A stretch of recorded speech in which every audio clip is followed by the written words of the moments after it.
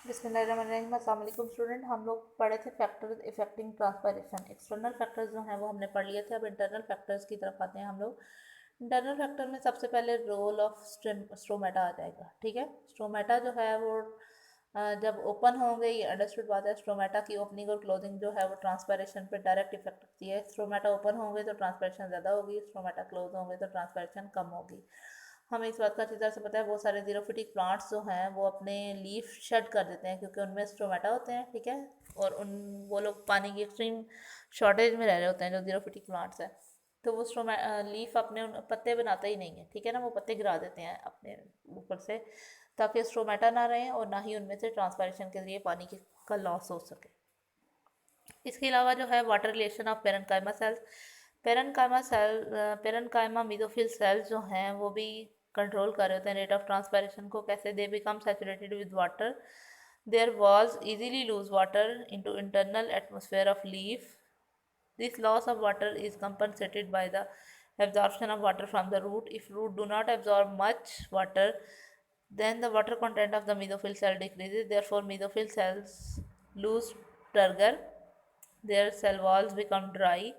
Evaporation from their surfaces is reduced. The stromata remain open. As a result, osmotic pressure of the mesophyll cell increases. Thus, they withdraw water from the God cells, and the God cells lose turgor. The stromata are closed even in the presence of light. ठीक है student, water relations क्या होंगे? Parenchyma sales हमें पता है, जो leaf के मिडोफिल sales है वही पेरेन्काइमा सेल्स हैं। लीफ के मिडोफिल सेल्स जब पानी से भरे हुए होंगे, ठीक है, तब वो फुली टर्जिड होंगे और उन्हीं में से पानी जो है वो निकल के जा भी रहा होता है। और वो जब उनके अंदर से पानी निकल के एटमोसफेयर में जाता है स्ट्रोमेटा के जरिए होता हुआ, तो वो दोबारा से रूट में से अब्जॉर्ब कर लेते हैं। अगर अब रूट जो है वो इतना पानी अब्जॉर्ब नहीं कर रही कि वो मीडोफिल सेल्स को जो है वो पानी दे सकें, क्या होगा कि मीडोफिल सेल अपनी टर्जिडिटी लूज़ कर देंगे और उनकी वाल्स जो है वो ड्राई होना शुरू हो जाएंगी। तो तब ट्रांसपैरेशन, इवन के स्ट्रोमेटा खुले होंगे फिर भी ट्रांसपैरेशन नहीं हो सकेगी क्योंकि लीफ के जो मिडोफिल सेल्स हैं उनमें पानी ही नहीं होगा। पेरेंट, ठीक है, उनमें जब पानी नहीं होगा तो वो क्या करेंगे कि गॉड सेल जो कि खुले हुए हैं, टर्जिड हुए हुए हैं, जिनकी वजह से स्ट्रोमेटा ओपन हुए हैं, तो वो गॉड सेल में से पानी एब्जॉर्ब कर लेंगे अपने अंदर। तो गॉड सेल जो है उनकी टर्जिडिटी लूज हो जाएगी और वो फिर फ्लैसिड हो जाएंगे और इस तरह से स्ट्रोमेटा क्लोज हो जाएंगे, तो ट्रांसपैरेशन जो है वो रुक जाएगी। तो पेरेन्काइमा सेल्स या मिडोफिल सेल जो हैं लीफ के, उनका भी एक इम्पॉर्टेंट रोल है ट्रांसपैरेशन में। Carbon dioxide concentration. Photosynthesis exceeds respiration. There is low concentration of carbon dioxide in leaves during day. It stimulates the active transport of potassium ion into the guard cell. जब low concentration हो carbon dioxide की leaves में, ठीक है, क्योंकि carbon dioxide जो leaves हमें पता है कि एटमॉस्फेयर में से एब्जॉर्ब कर रहे होते हैं, तो जब लो कंसनट्रेशन होगी कार्बन डाइऑक्साइड की तो स्टूडेंट क्या होगा कि एक्टिव ट्रांसपोर्ट के जरिए जो गार्ड सेल्स हैं वो पोटाशियम आयन अपने अंदर लेंगे। हमें पता है ना कि कार्बन डाइऑक्साइड ज़रूरी है पत्तों को फोटोसिंथेसिस करने के लिए। अगर पत्तों के अंदर से कार्बन डाइऑक्साइड की कंसनट्रेशन कम हो जाएगी तो ज़ाहिर सी बात है उनको बाहर से लेनी पड़ेगी। फिर क्या होगा कि एक्टिव ट्रांसपोर्ट के ज़रिए जो पोटाशियम आयंस हैं वो गार्ड सेल्स के अंदर जाएंगे। गार्ड सेल्स जो हैं उस स्ट्रोमेटा ओपन करेंगे, फिर कार्बन डाइऑक्साइड मेसोफिल सेल्स के अंदर आ जाएगी। और जो सेलुलर रेस्पिरेशन रात के टाइम हो रही होती है उसमें इस वजह से स्ट्रोमेटा ओपन हो जाएंगे। ठीक है ना, दिन के टाइम स्ट्रोमेटा ओपन होंगे तो ट्रांसपिरेशन का प्रोसेस भी ज़्यादा हो जाएगा। रात के टाइम चूँकि फोटोसिंथेसिस का प्रोसेस इतना ज़्यादा नहीं हो रहा होता, जितनी कार्बन डाइऑक्साइड होती है वो उतनी एनफ होती है पौधों के लिए। ठीक है, तो अब उनको मज़ीद कार्बन डाइऑक्साइड नहीं चाहिए होती, तो स्ट्रोमेटा क्लोज हो जाते हैं, जिसकी वजह से ट्रांसपिरेशन का प्रोसेस जो है वो रात के टाइम नहीं हो रहा होता। Number of stromata per unit area. हाँ जी, स्ट्रोमेटा पर यूनिट एरिया में कितने ज़्यादा होंगे कितने कम होंगे, ये चीज़ भी ट्रांसपिरेशन पे असरअंदाज हो रही होती है। अगर स्ट्रोमेटा ज़्यादा है तो ज़ाहिर सी बात है ट्रांसपिरेशन ज़्यादा होगी। अगर स्ट्रोमेटा की तादाद कम है तो ट्रांसपिरेशन उतनी कम होगी। उसके बाद आ जाती है थिकनेस ऑफ क्यूटिकल। अगर क्यूटिकल ज़्यादा थिक है तो ट्रांसपिरेशन होने में उतनी ज़्यादा मुश्किल होगी। अगर क्यूटिकल थिन है तो फिर ट्रांसपिरेशन उतनी आसानी से होगी। अच्छा, ट्रांसपिरेशन जो है वो एक नेसेसरी ईवल है, इट इज़ इनएविटेबल, यानी इससे बचा नहीं जा सकता, ये नागुज़ीर है, एक नेसेसरी ईवल है। ट्रांसपिरेशन के बहुत सारे नुकसानात के साथ साथ ट्रांसपिरेशन के फ़ायदे भी हैं। देख लेते हैं कौन कौन से हैं। Despite harmful effect, transpiration has great importance.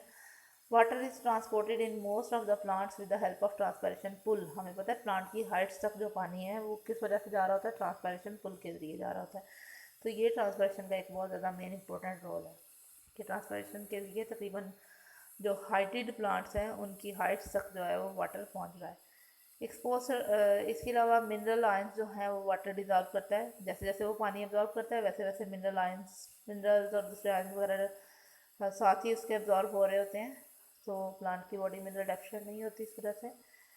Expose surfaces of the cells of leave are cold due to evaporation of the water. जब उनमें पानी निकल जाता है, हमें खुद भी पता है जब हमारे पसीना आता है तो हमारी स्किन पे ठंडक सी महसूस होती है, ठीक है ना. तो जब पानी पौधे में से भी निकलता है तो पौधे में कूलिंग का इफेक्ट होता है.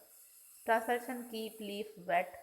लीफ की सरफेस जो है वो वेट रहती है, ठीक है, और गैसेज का एक्सचेंज जो है वो आसानी से होता रहता है. तो रोल ऑफ ट्रांसपैरेशन जो है वो क्या है? Transpiration has great effects in plant life.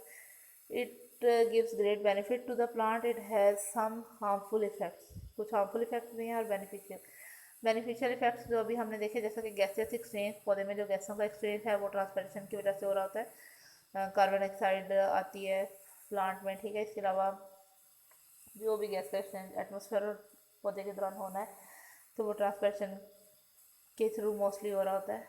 Cooling effect होता है, जैसे ही इवेपोरेशन होती है लीफ में से वाटर की तो पीछे जो है वो टेम्परेचर डाउन हो जाता है लीफ का और वो कूलिंग इफेक्ट क्रिएट करता है. क्योंकि फोटोसिंथेसिस के प्रोसेस के दौरान स्टूडेंट लीफ का जो टेम्परेचर है वो ज़्यादा हो रहा होता है. जब ट्रांसपैरेशन होती है तो वो एक तरह से टेम्परेचर बैलेंस हो जाता है उस हवाले से. Effect of on mineral transport. Mineral transport में ट्रांसपैरेशन का बहुत बड़ा रोल है, क्योंकि जैसे जैसे ट्रांसपैरेशन होती है पानी बाहर एटमॉस्फेयर में जाता है तो उसी तरह से लीव्स रूट्स जो हैं वो इतनी एफिशिएंटली जो है वाटर एब्जॉर्ब कर रही होती हैं. जैसे जैसे वाटर एब्जॉर्ब करती हैं तो फिर इस वजह से क्या होता है कि मिनरल्स और उसमें डिजॉल्व आयंस वगैरह जो हैं वो भी साथ ही आ रहे होते हैं. Effect on water movement. Water की मूवमेंट जो है वो जाइलम वेसल में ट्रांसपैरेशन पुल के जरिए हो रही होती है. तो प्लांट की हाइट्स तक वाटर की मूवमेंट कराने के लिए ट्रांसपैरेशन जो है उसका इंपॉर्टेंट रोल है. Development of mechanical tissues. Greater amount of transpiration helps in the development of mechanical tissues in the plants. The plants become healthier and more compact. Cell walls become thick and cutinized. Thus, plants are able to resist attack of fun and bacteria. यानी bacteria वगैरह के attack से भी plants जो है वो बच जाते हैं, क्योंकि प्लांट्स के जो टिश्यूज हैं वो मुसलसल ये सारा कुछ कर करके मैकेनिकल स्ट्रेंथ उनमें आ जाती है. Maintenance of turgidity. ट्रांसपैरेशन की वजह से सेल्स की जो टर्जिडिटी है वो भी मेंटेन रहती है, क्योंकि रूट्स वाटर एब्जॉर्ब करती रहती हैं और हर सेल जो प्रॉपरली टर्जिड रहता है और प्रॉपरली वर्क करता है. इस वजह से जो फ्रूट का टेस्ट है उसमें इंक्रीज़ होता है, क्योंकि उसमें एक्यूमुलेशन हो जाती है, प्रॉपर न्यूट्रिएंट्स और आयरन वगैरह पौधे को मिलते रहते हैं, तो वो फ्रूट्स को जो है वो अच्छा बना देता है, बेहतर बना देता है. हार्मफुल इफेक्ट जो है वो ट्रांसपैरेशन की वजह से क्या होते हैं कि लार्ज अमाउंट ऑफ वाटर जो है वो ट्रांसपैरेशन के जरिए ज़ाया हो जाता है. पौधे को अननेसेसरी एनर्जी लगानी पड़ती है. यानी पौधे को सिर्फ अपनी ज़रूरत पूरी करने के लिए एनर्जी नहीं लगानी पड़ती, बल्कि वाटर की लॉस जो हो रहा होता है उसमें से उसके लिए, यानी एक दो पौधा पानी लेता है वो लॉस हो जाता है, फिर उसको लेना पड़ता है, फिर अननेसेसरी एनर्जी होती है ये, ठीक है, जो पौधे की ज़ाया हो जाती है. Internal water deficit develop in plant.